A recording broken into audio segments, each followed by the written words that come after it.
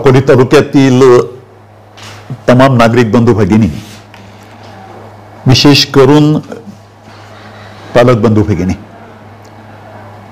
या सर्वांशी दीपावलीच्या प्रारंभालाच आम्ही संवाद करू पाहतोय. प्रिंट मीडियाद्वारे पण आणि इलेक्ट्रॉनिक चॅनलद्वारे पण. तेव्हा आपणा सर्वांनाच मी दीपावलीच्या सुरुवातीलाच शुभेच्छा देतो. दीपावलीच्या शुभेच्छा देत असताना आपलं कुटुंब आनंदी, समाधानी आणि विशेष करून आपण म्हणतो की घरात सुख समाधान नांदते असं वातावरण आपल्या कुटुंबात निर्माण व्हावं ही अपेक्षा ठेवून आपल्याशी बोलतोय. हे पण सांगू इच्छितो की संपत्ती ही खरी संपत्ती आहे हे पालकांनी पहिल्यांदा कायम लक्षात घ्यावं. ॲसेट किती पण निर्माण करा, धनसंपदा किती पण मिळवा, त्याच्याबद्दल वेगळं दुमत असायचं कोणतंच कारण नाही. पण खरी धनसंपदा ही आपल्या पोटी जन्माला आलेली आपली लेकरं आहेत. त्यांना घडवणं, त्यांचं करिअर घडवणं, त्यांना जीवन शिक्षण देणं, त्यांची जीवन मूल्य त्यांच्यावर संस्काराच्या पद्धतीनं घडवणं हे आपलं काम आहे. दीपावलीचा आशय पण मी असा समजतो, दीपावलीचं जे काही दीप तेज आहे त्याचा अर्थ पण मी तसा सकारात्मक घेतो की संतती घडेल, वाढेल, ते त्यांचं करिअर करतील, आपलं स्वावलंबन मिळवतील, स्वावलंबनातूनच एक स्वाभिमान त्यांना मिळेल, त्यातून राष्ट्राभिमान वाढेल. असं एक व्यक्तिमत्व आपल्या पोटी जन्माला आलेलं आपलं लेकरू असेल असं स्वप्न बाळगणं आणि त्याचे मुळाचे पाय पाण्यात दिसतात तसं आता जे काही तो घडतोय हे पाहत असताना त्यातून दीपावलीचा आनंद द्विगुणित व्हावा ह्या उद्देशाने आपणा सर्वांच्या बरोबर मी सर्व पत्रकार बांधवांच्या माध्यमातून बोलू पाहतोय. मध्यंतरीच्या काळात दुर्दैवानं कोरोनामध्ये फार काळ गेला की ज्या काळामध्ये शैक्षणिक क्षेत्रामध्ये जणू काही तो अंधारच होता. ऑनलाईन अभ्यासक्रम सुरू ठेवण्याचा प्रयत्न होता, तो झालाय. पण शिक्षण ही एक मानसशास्त्रीय सिद्धांतावर चालणारी प्रक्रिया आहे असं आम्ही मानतो. टेक्निकल साधन सामुग्रीचा उपयोग करावा लागतो, त्याच्याबद्दल दुमत नाही.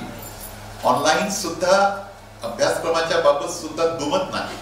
पण प्रत्यक्षात विद्यार्थी समोर जेव्हा बसतो आणि प्रत्यक्षात संवादानं, चर्चेनं अशा प्रकारचं जेव्हा एज्युकेशन दिलं जातं, ते एज्युकेशन टेक्निकली राहत नाही तर त्याला एक मानवी अशा प्रकारचे संस्कार त्यातून घडत असतात आणि ते मानवी संस्कार प्रस्थापित करता करता आपण केवळ सिलेबस पुरतं मर्यादित राहत नाही तर आपण जीवन शिक्षणच अप्रत्यक्षपणे देत असतो.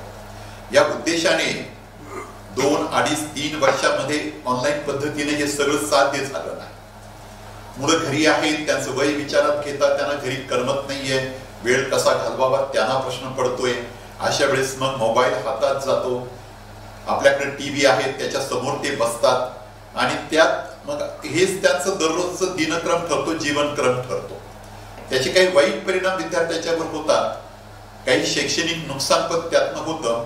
असे काही एज्युकेशन लॉसेस हे कोरोनाच्या काळात झालेत. पण त्यानंतर मात्र जे काही शैक्षणिक नुकसान, शैक्षणिक जे काही लॉसेस आहेत ते भरून काढणं हे अवघड काम असलं तरी सुद्धा ते केलं पाहिजे आणि ते काम करण्याची जबाबदारी शिक्षण संस्थांची आहे. शासनाची तर आहेच, पण शिक्षण संस्थांची स्वतःच्या स्वयंप्रेरणेतनं त्या संस्थांनी ते करायला पाहिजे. मग प्रत्यक्षात अभ्यासक्रम घेणार हे जे काम आहे, प्राचार्य, त्यांचे सगळे सहकारी, विद्यार्थी, सिलेबसच्या अनुषंगानं दररोजचं कामकाज, ही प्रक्रिया जेव्हा सुरू होते या प्रक्रियेच्या अनुषंगानंच ते होत जातं. म्हणून अभिनवनं काही प्रयत्न जरूर केले.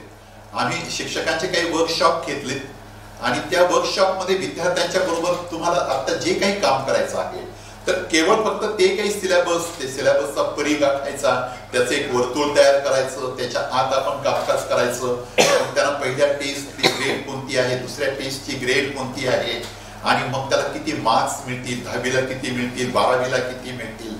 हे जरी खरं असलं तर फक्त इथपर्यंत नाही तर त्याची मानसिकता बदलण्याचं एक नवं आव्हान आहे.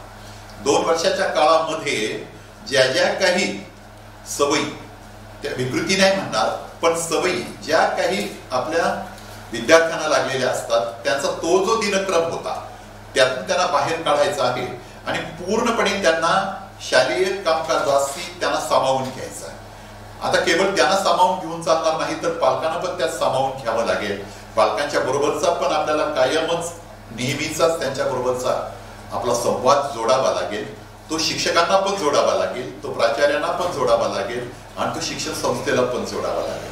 अशा काही बाबी आम्ही निश्चित केल्या आणि त्यातले काही जे जे प्रयोग झालेत ते सगळे प्रयोग आम्ही करत आलोय. ह्या सत्रात तर काही अभिनव स्वरूपाच्या वेगळ्या अशा प्रकारच्या कामकाजाची सुरुवात या संस्थेने केलेली आहे. माझ्या शेजारी आता डॉक्टर जयश्री देशमुख मॅडम बसलेले आहेत, संस्थेच्या त्या उपाध्यक्ष आहेत. हे काम आता त्यांचं आहे की ते तपशील त्यांनी द्यावेत. मी प्रस्तावनेच्या स्वरूपात तुमच्याशी बोलतोय पण त्याचं स्वरूप निश्चित काय आहे हे त्या बोलतील. अवश्यपणे त्या निश्चितपणे त्याबद्दल बरंच आपल्या सर्वांच्या समोर काही ते सांगू पाहते, त्या जरूर त्यांनी ते सांगावं. त्यानंतर शासनाने किंवा मानव संसाधन मंत्रालय नवी दिल्ली यांनी काही ज्या काही शिक्षण क्षेत्रामध्ये मूलभूत स्वरूपाचे काही बदल करू पाहत आहेत त्याच्याकडे पण सकारात्मक पाहावं लागणार. ते जे काही नवा अभ्यासक्रम येतोय, केंद्र शासन त्याच्यावर काही नवा अभ्यासक्रम सुरू करू पाहते, काही बंधनं जरूर येत आहेत.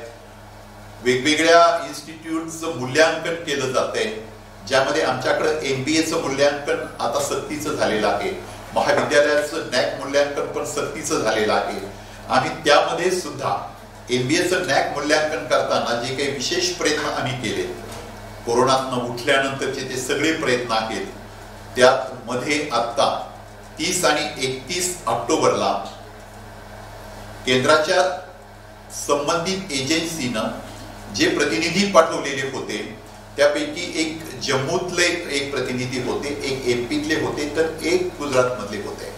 राष्ट्रीय पातळीवरचे अशा प्रकारचे ज्यांचे MBA कॉलेजेस हे देशात विशिष्ट स्थानावर आहेत आणि जगात सुद्धा विशिष्ट स्थानावर आहेत, अशा MBA कॉलेजेसचे प्रतिनिधी हे NAACच्या मूल्यांकनाचे सर्वेक्षण करणारे किंवा मूल्यांकन करणारे प्रतिनिधी होते. ते येऊन गेले, त्याबद्दलची माहिती सुद्धा मॅडम आपल्या सर्वांना देतील. आज खरं तर अधिक मॅडमला बोलावं म्हणून प्रस्तावनेच्या स्वरूपातच मी आपल्या सर्वांच्या समोर बोलतोय.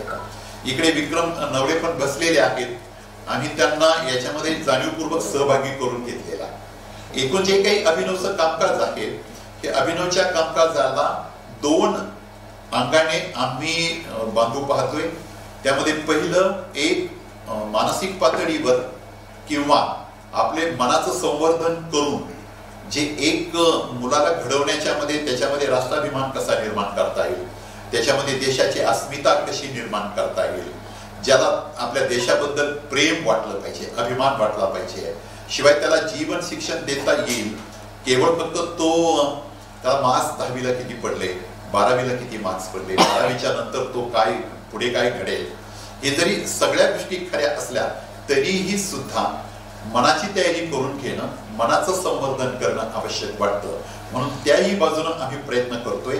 आणि दुसऱ्या बाजूनं जो अभ्यासक्रम आहे तो अभ्यासक्रम करवून घेत असताना त्याला काही नवी पद्धती अवलंबायचा प्रयत्न आम्ही करतोय.